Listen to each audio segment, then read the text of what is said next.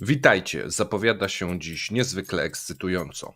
Eksport energii elektrycznej do Chin spadł o 1/4. Powód? Awarie po stronie Rosjan. Rosja grozi Niemcom. Trwa wymiana ciosów. Rosjanie zabijają Roskosmos, ale plany mają jak Elon Musk. Rosja uznaje USA za siłę wyższą, USA blokuje Arctic LNG, a na koniec złote cytaty Putina. Zapraszamy.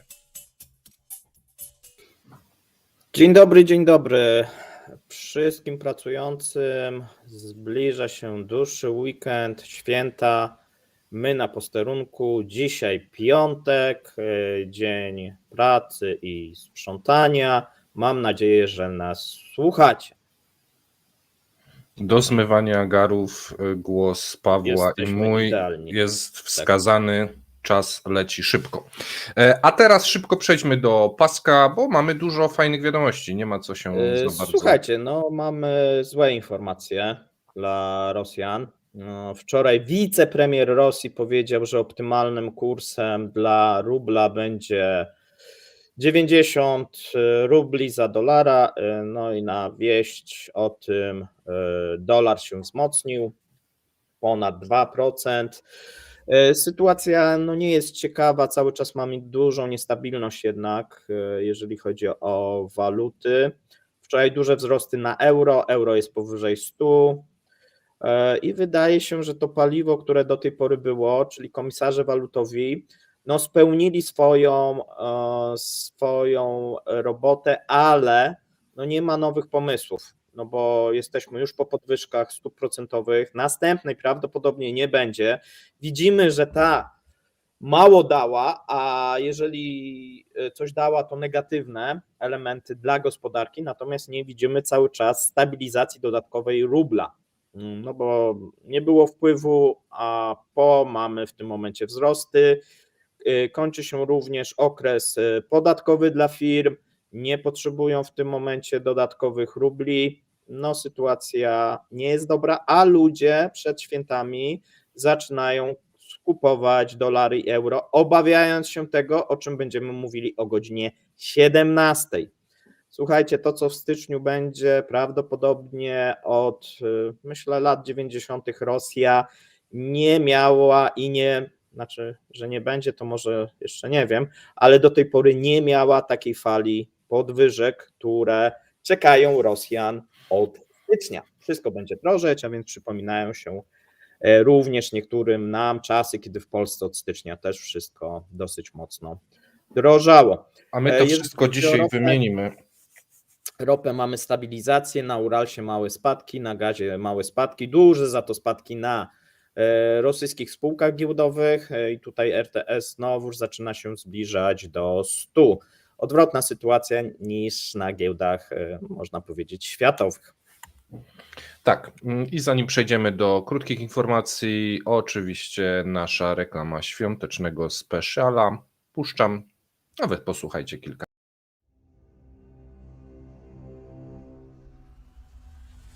Jedyny raport o stanie gospodarki Federacji Rosyjskiej, społeczeństwo, handel, system bankowy i przemysł. Czarno na białym wypunktujemy zarządzanie reżimu. Zapraszamy.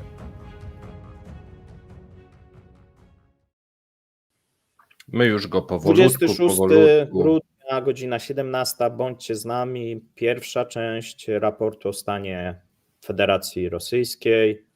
Zobaczymy, jak to wygląda na liczbach, jakie trendy, co nas czeka, jeżeli chodzi o 2024 rok. A teraz przechodzimy do wiadomości. Deputowany Dumy Państwowej Michaił Szeremet wezwał do podjęcia decyzji o konfiskacie amerykańskich aktywów w ramach działań odwetowych. My popieramy z całego serca pana Michaiła. Tak, to jest dobre. Trzeba zabrać wszystkie całe mienie amerykańskie w Rosji, a Amerykanów namawiamy, żeby zabrali całe mienie rosyjskie. Zobaczymy, kto na tym lepiej wyjdzie. Ale to się zbliża i będzie to bardzo zbliża się dużymi ekscytujący krokami, chociaż okres. wcześniej zderzenie Niemcy-Rosja, ale o tym za moment. Tak. Ukraina podpisała z wierzycielami z krajów G7 i Klubu Paryskiego poprawki do protokołu ustaleń w sprawie zawieszenia płatności długu publicznego. Czyli Ukraina, nawet jeżeli dostaje mniej pieniędzy, to na przykład musi mniej spłacać, bo sobie to dogaduje w tym momencie. Pawle? Orban. Tak, premier Węgier aż mnie trochę przytkało, bo on coraz dziwniejsze wypowiedzi ma. Coraz chyba bardziej czuje się samotny, więc nie wiem, być może powinien do Fico zadzwonić albo no nie wiem, bo niby mają podobne i zbieżne czasami wypowiedzi, a jednak tam chemii nie ma pomiędzy oboma panami. Natomiast premier Viktor Orban nazwał konflikt na Ukrainie operacją wojskową. Jego zdaniem określenie jest to bardziej odpowiednie niż wojna. I druga wypowiedź,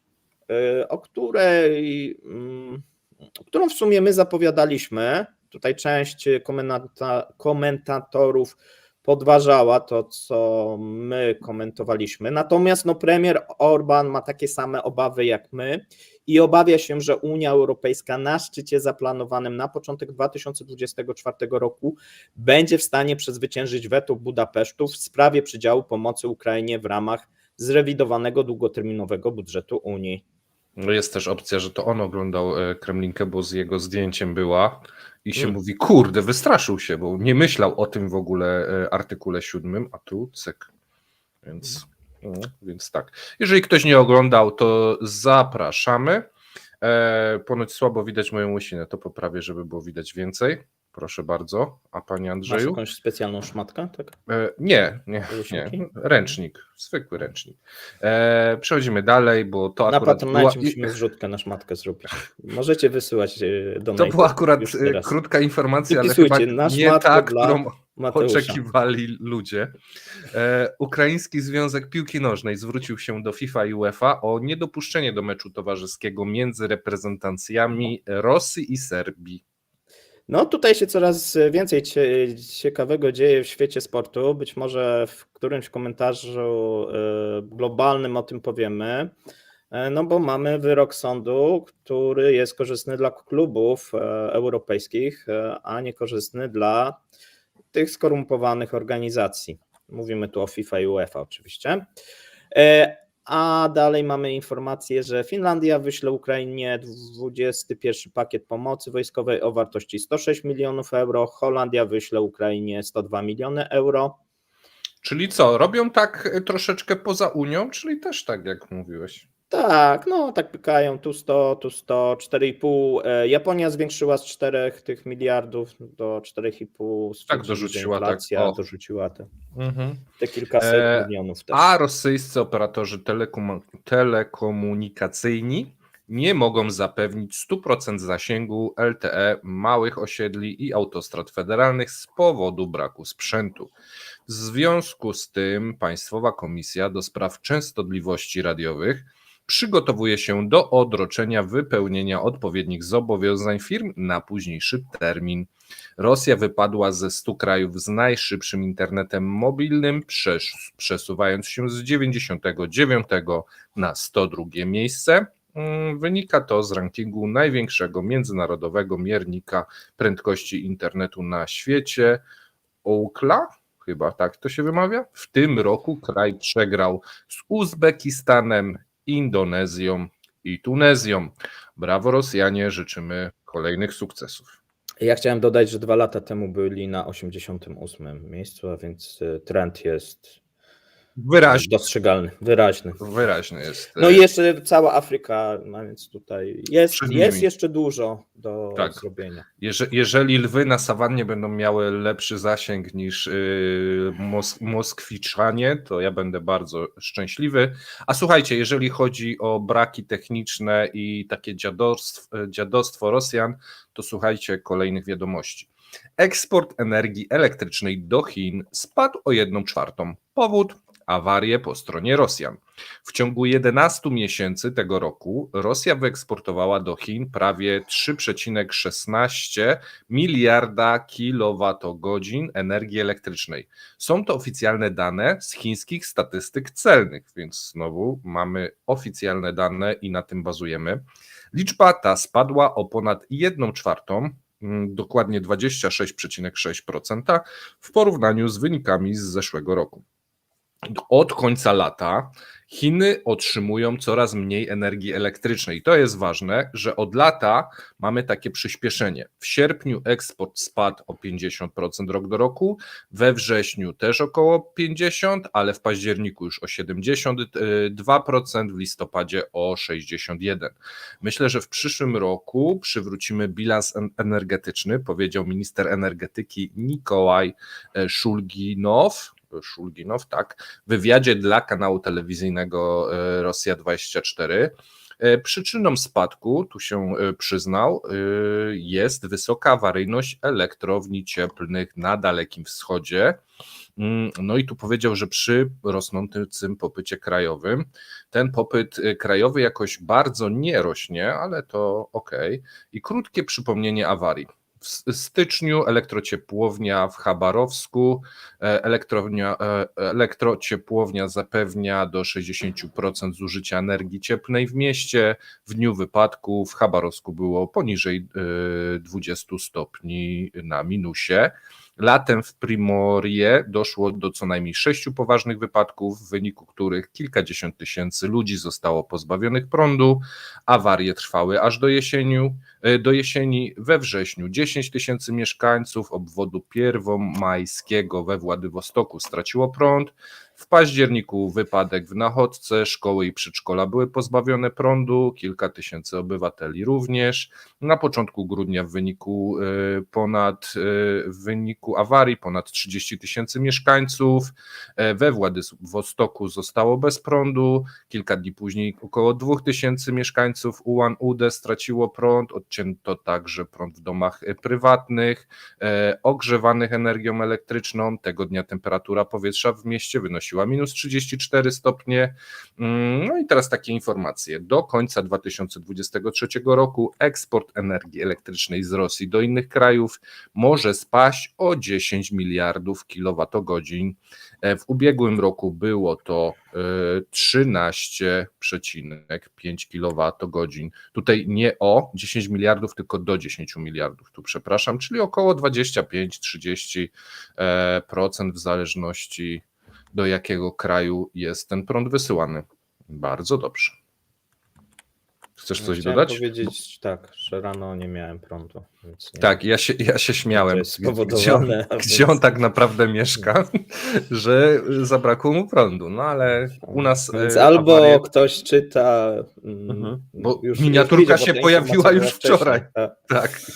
Więc bardzo to podejrzane było. Mhm. Wstałem, popatrzyłem, no nie ma, mówię, no co ten Mateusz narobił. Tak, Teraz jak nie informacja, blokuje na którą YouTube'a, to wycina ci pewnie, prąd. pewnie duża część osób czeka. Mhm. Rosja grozi Niemcom, trwa wymiana ciosów. Sytuacja robi się coraz bardziej poważna i można powiedzieć, że coraz bardziej dramatyczna. Minister finansów Anton Siłanow odpowiedział niemieckiemu prokuratorowi generalnemu Peterowi Frankowi, który zażądał od Wyższego Sądu Krajowego we Frankfurcie nad Menem konfiskaty zamrożonych rosyjskich funduszy w wysokości 720 milionów euro. Ja mówiłem, tu nie chodzi nawet o wielkość tych funduszy, tylko że to jest konfiskata funduszy giełdy moskiewskiej i grozi to poważnym turbulencją, jeżeli chodzi o giełdę. Natomiast pan minister Anton grozi, że jeżeli taka decyzja zapadnie, to Rosja zareaguje niezwykle ostro, zabierając pieniądze nierezydentów zamrożone na krajowych kontach, a kwoty tam według niego nie są małe. Rosja będzie musiała użyć wszystkich dostępnych środków, aby odpowiedzieć na jawną kradzież byłych partnerów. I tutaj dalej go cytuję. W związku z tym jeśli Europa, która znajduje się w stanie kryzysu gospodarczego, utraciła niezależność finansową i jest kontrolowana przez Stany Zjednoczone, posunie się do tak skrajnych środków i skonfiskuje nasze zamrożone rosyjskie aktywa, nic nie będzie stało na przeszkodzie, aby Rosja podjęła radykalne działania odwetowe. W takim przypadku nasz kraj nie będzie uznany za agresora, a jedynie za stronę zmuszoną do odpowiedzi w ten sposób. No retoryka, słuchajcie, taka militarna i wojskowa tutaj panu Antonowi się udzieliła, a Za dużo bijemy się się tutaj... Za dużo się naoglądał tych programów u nich w telewizji. Programów, tak? Tego tak. Powinni mu tam YouTube'a odciąć, tak? Te raporty z frontu. Tak. Więc... Bo widzę, że tak się wczuł dosyć mocno i tam jest dużo radykalnych. Jest tylko ministrem finansów i nie najważniejszym ministrem, żeby też była jasność w obecnym rządzie, bo wiadomo, kto jest najważniejszy. Ale widać tu pewne takie talenty. Talenty, tak. Może Szojgu powinien zastąpić. Jak jednak podkreślają rosyjscy eksperci, stan zamrożonych rosyjskich aktywów w depozytach zagranicznych okazuje się znacznie większy niż ilość środków nierezydentów na rachunkach rosyjskich. No i tutaj jest taka dosyć duża nierównowaga. Także Rosja nie ma na ten moment jak realnie odpowiedzieć. Sytuacja na linii Berlin-Moskwa jest jednak coraz bardziej napięta. Rosjanie skarżą się na brak decyzyjności po stronie Berlina, a jest o czym tutaj rozmawiać z Niemcami, ponieważ Rosniefti, dzisiaj delegacja, będzie rozmawiać z Berlinem o ewentualnej sprzedaży swoich aktywów. Jak podaje tutaj Reuters, przedstawiciele rosyjskiego koncernu spotkają się z niemieckimi władzami i będą negocjować temat rafinerii w mieście Szwed. Rosyjska firma posiada tam, przypomnijmy, prawie 55% udziałów, a obecnie ten udział został przekazany pod tymczasowy zarząd ponad rok temu. No tutaj była mowa o tym, żeby to sprzedać Orlenowi, te rozmowy trwają, są też nowe pomysły. Natomiast problemem jest, tak jak tutaj mówiłem, brak pewnej decyzyjności. Rosjanie obecnie za wszelką cenę chcą sprzedać, jeszcze pół roku temu mówili, że to jest wykluczone, obecnie chcą sprzedać za wszelką cenę rafinerię, ale prawdopodobieństwo, że otrzymają za nie pieniądze jest niezwykle małe, ponieważ w 12 pakiecie antyrosyjskich sankcji pojawiła się możliwość sprzedaży zablokowanych aktywów, ale jedynie na podstawie odrębnego, specjalnego zezwolenia. Pomimo tego, że ten majątek Rosniefti jest pod tymczasowym zarządem, w rzeczywistości jest tak zwanym zablokowanym aktywem. Oznacza to, że Berlin będzie musiał wydać specjalne zezwolenie, a i tak pieniądze ze sprzedaży nie zostaną prawdopodobnie przekazane Rosjanom i zostaną zamrożone na niemieckich kontach. Ja mam dwie propozycje. Pierwsza propozycja to tyle, ile zapłacili za fabrykę Hyundai'a, czyli 305 zł. I z pocałowaniem ręki, proszę pana, żeby wzięli. A druga, no niestety może być, że w ogóle nic nie dostaną i to by była najlepsza opcja. Dlatego w takiej panice jadą w tym momencie, bo tak, wiedzą, panice, że jeszcze pół jest krótki ląd, krótki tam ląd już jest. Więc... Że nie, no teraz próbują to sprzedać. Najprawdopodobniej najbardziej było opłacalne sprzedać komuś spoza Unii Europejskiej, kto nie jest objęty, który nie bierze udziału w sankcjach, gdzie tych pieniędzy będzie trudno zamrozić, ale to jest karkołomne. No i tu jest potrzebne też specjalne zezwolenie, tak i tak. I teraz też jest problem, że nie za bardzo ma kto wydać to zezwolenie, bo nie wiadomo, kto takie zezwolenie powinien wydawać. Więc tu trzeba na spokojnie przemyśleć. Jak to, wiesz, no kanclerz Scholz nie należy do takich krewkich osób. Tak. A więc no, te rozmowy są bardzo ciężkie. Ale to wyobraź sobie, jaka sytuacja prawna powstała. Tak naprawdę to Niemcy będą wyrażały zgodę co do tego, kto ma to kupić. Więc propozycja niemiecka otrzyma zgodę, a inne mogą nie otrzymać zgody. Tak. A propozycja niemiecka może być 305 zł, proszę pana, i to wszystko, co możecie dostać. Znaczy, Rosjanie żądają zablokowania i wycofania przez prokuraturę tej sprawy, natomiast no, w Niemczech nie jest to takie proste. No widać, że ale słuchaj, rozmowy widać trwają. już kierunek, w którym to idzie. Niemcy powiedzieli basta, zaczynają gonić też te pieniądze, bo wiadomo, że pieniędzy nie starczy na wszystko, a do konfiskaty się kolejka ustawia. Tak, a jutro Więc- będziemy mówili o dużych fuzjach, bo Wintershall sprzedał się i tak naprawdę BASF został jedynie z tym majątkiem rosyjskim, który został skonfiskowany. Mhm. Tam poszła dosyć duża sprzedaż. No i wygląda na to, że Niemcy sobie, no tak naprawdę zostaje ta ścieżka odwoławcza i BASF nie sprzedał tych aktywów rosyjskich, dlaczego? Dlatego, że spodziewa się od niemieckiego rządu uzyskać, i tu się mówi nawet o 5 miliardach euro. Mhm. Okej, idziemy dalej, bo mamy jeszcze kilka informacji.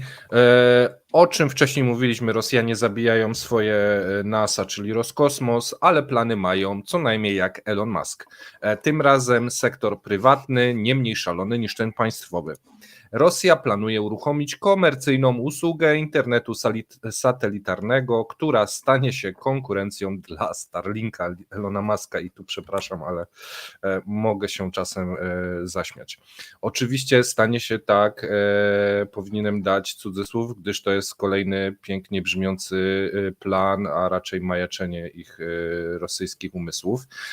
Projekt będzie realizowany przez firmę kosmiczną Biuro 1440 do 2000. Nazwa. Tak, do 2027. Ja mam wrażenie, że to jest jakaś ruska wersja The Office, troszeczkę jak to czytam. Biuro 1440 przygotowuje się do wystrzelenia 250 satelitów w celu zapewnienia podstawowego zasięgu sieci. Patrz, jak to się ładnie zgrywa z tym shortem, że tam brakuje im zasięgu, nie? No, tak, więc co zrobią? Starlinka. Do dziesiątki wbiją od razu. Tak, od razu wtedy. Chcą wysłać do 2027 250 satelitów, a do 2030 do zwiększenia tej ilości satelitów w konstelacji do 700, aby zapewnić globalny zasięg dla wszystkich pewnie Rosjan, którzy jeżdżą na wczasy.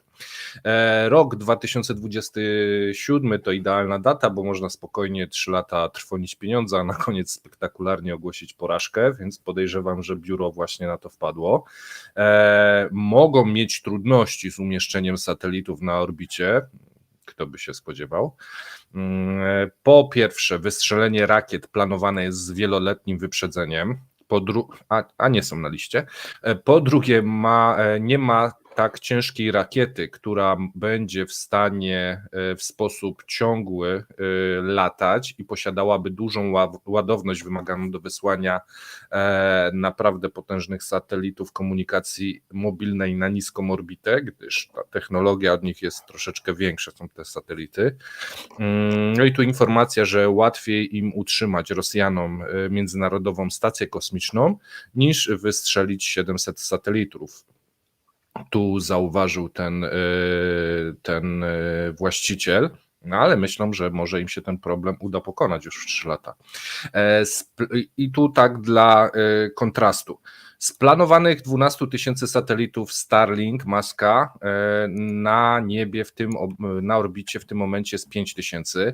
Do ich wystrzelenia należąca do Muska SpaceX użyła 128 rakiet, więc widać, że trzeba tych rakiet trochę mieć. Każda z tych rakiet wynosiła na orbitę od 22 do 60 satelitów.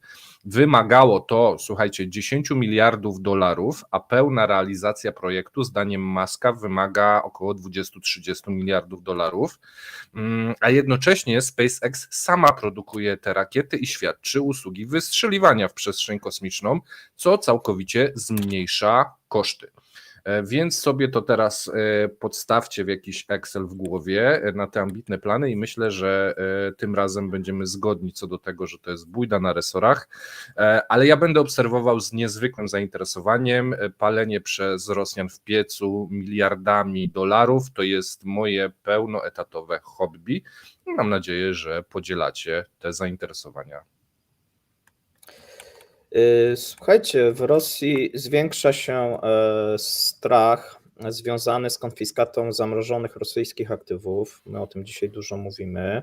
Mamy najnowszą wypowiedź sprzed godziny pana wiceministra spraw zagranicznych. On słynie z takich egzotycznych wypowiedzi, jak dla mnie. Powiedział, że Rosja zerwie stosunki ze Stanami Zjednoczonymi, jeżeli nastąpi konfiskata zamrożonych rosyjskich aktywów. No więc trzymamy za słowo. Tak. Tu widać, że Rosjanie robią wszystko, żeby nie dopuścić do tego, natomiast widać, że się bardzo tego obawiają i obawiają się również sankcji amerykańskich, ponieważ okazuje się, że Rosja uznaje USA za siłę wyższą. A o co chodzi? Nowatek wysłał do klientów zawiadomienie o sile wyższej w sprawie przyszłych dostaw gazu skroplonego z projektu Arctic LNG 2, co było konsekwencją amerykańskich sankcji nałożonych na początku listopada. Mowa o wolumenach, które sprzedaje sam Nowatek. Chińskie firmy Shenergy Group, Xiang Energy, a także hiszpański Repsol otrzymały powiadomienia. Znaczy Hiszpanie mówią, że nic nie otrzymali, ale Rosjanie mówią, że wysłali. Główne problemy związane są z brakiem niezbędnej liczby tankowców LNG i problemami technologicznymi. Tankowce są obecnie niemożliwe do wyczarterowania ze względu na sankcje. Pierwszy pociąg, pierwsza to dostawa Arctic LNG 2 pomyślnie przechodziła jeszcze pół roku temu rozruch, a komercyjne dostawy miały rozpocząć się na początku przyszłego roku. Tam było opóźnienie, to miało być w tym roku, przesunęli na przyszły rok, natomiast obecnie nie wiadomo, jak to będzie wyglądać. Nowatek obecnie posiada 60% udziałów w Arctic LNG 2, pozostali udziałowcy, przypomnijmy to, francuski Total Energies, chiński CNPC, Siniok i konsorcjum japońskie Mitsui Jogmek po 10%. Każdy z udziałowców projektu otrzymuje wolumen LNG proporcjonalnie do swojego udziału, czyli Nowatek ma 12 milionów ton rocznie zagwarantowanie, a udziałowcy zagraniczni po 2 miliony ton rocznie.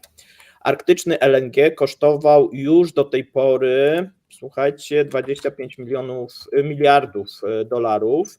I zakładał budowę 3 linii skraplających o zdolności przerobowej około 7 milionów ton rocznie. Pierwsza linia miała zostać uruchomiona jeszcze w 2023, druga w przyszłym roku, a trzecia w 2026. Tu mówi się, że trzeciej prawdopodobnie nigdy nie zobaczymy. A winny jest Departament Skarbu USA, który dodał projekt do listy SDN, co oznacza, że wszystkie transakcje z Arctic LNG 2 są zabronione. Jednocześnie tutaj jest specjalna licencja, żeby się pozbyć tych udziałów. Ona jest tam bodajże 2-miesięczna.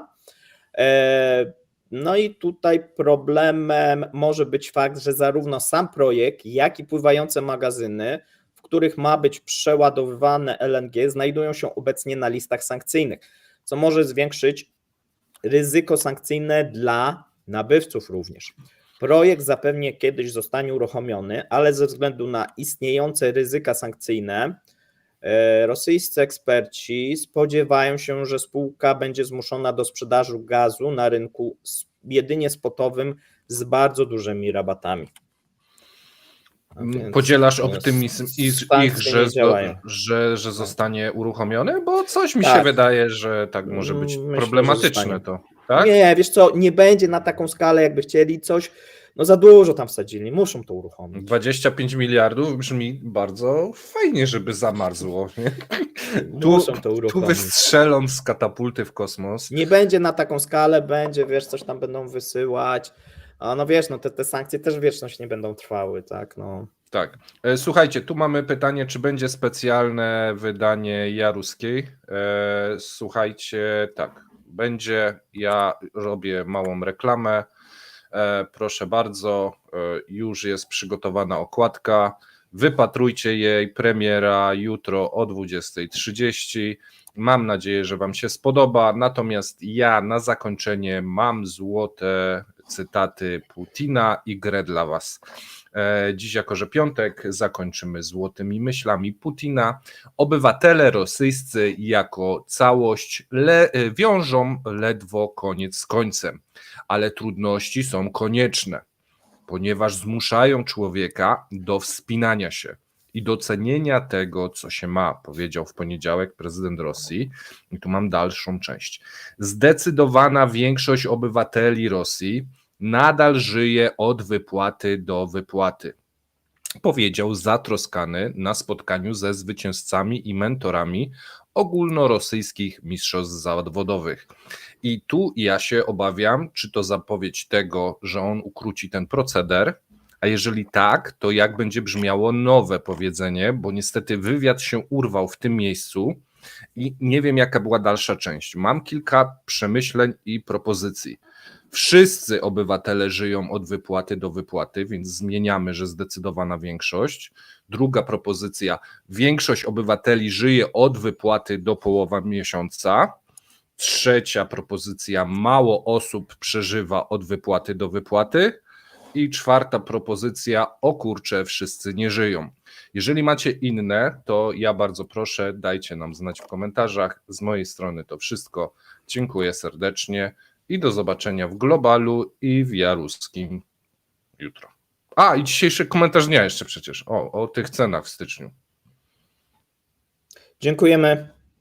Widzimy się. Trzymajcie się. Cześć. Cześć.